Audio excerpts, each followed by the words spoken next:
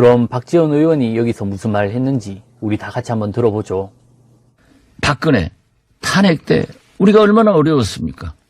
그래서 우상호, 노회찬, 박지원 이 세 사람이 뭉쳐서 새누리당 격파작전을 하자.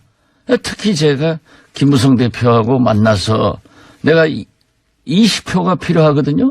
그래서 안전하게 40표 달라 했더니 저한테 형님 40표 됐습니다. 시작한 거예요.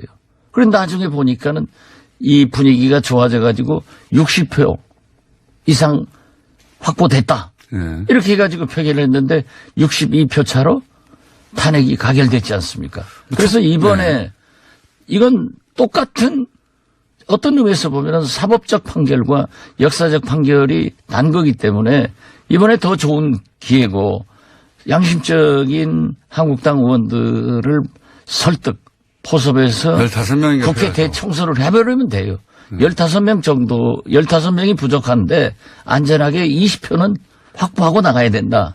이것을 사당 지도부가 체계적으로 해야 된다. 못하겠으면 박지원이를 모셔가라. 제가 했지 않습니까? 김무성 이 사람 뭐 하는 사람입니까? 아니 김무성 이자가 사람이 맞기는 맞습니까? 인면수심 하는데 사람의 가면을 쓰고 어떻게 이렇게 행동할 수 있죠? 김무성 이 사람한테 진짜 쌍욕을 안 퍼부을 수가 없습니다. 당시 설령 좌파 야당에서 박근혜 대통령님을 탄핵하려고 해도 적어도 김무성만은 다른 사람도 아니고 적어도 김무성만은 여당 대표로서 끝까지 대통령님을 지켜드려야 하는 것이 도리에 맞는 것 아닙니까? 그런데 박지원 의원이 김무성한테 박 대통령님 탄핵하려면 20표가 필요한데 안전하게 40표만 좀 준비해달라고 하니까 김무성이 형님 40표 준비됐습니다 하고 대답하고는 나중에는 또 분위기가 좋아져서 60표 이상 확보해줬답니다. 여러분, 옛날에 박근혜 대통령님이 김무성 이 사람한테 얼마나 잘해줬습니까? 이명박 대통령이 친박 세력 탄압할 때 김무성 이 사람도 함께 공천 학살을 당해 당내 입지와 정치 인생이 완전히 끝날 위기에 처해 있지 않았습니까?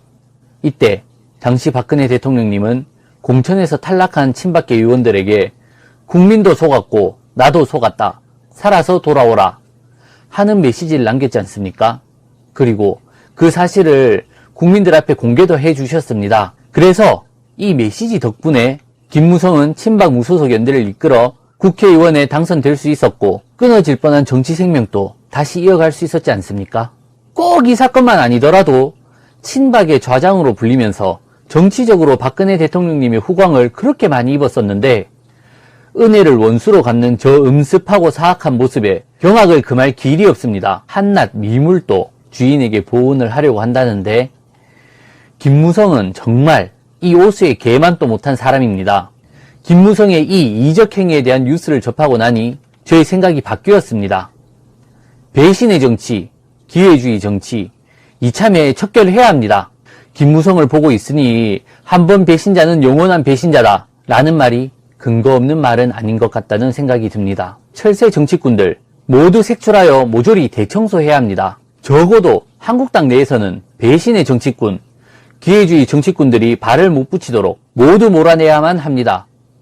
전방에서는 김진태, 곽상도 같은 애국 애당심이 투철한 의원님들이 피를 흘리며 철저히 싸우고 있는데 후방에서 그런 분들 등에 칼을 꽂는 일이 두 번 다시 일어나서는 안 되겠죠. 김무성 씨, 제가 눈 크게 뜨고 지켜보고 있겠습니다.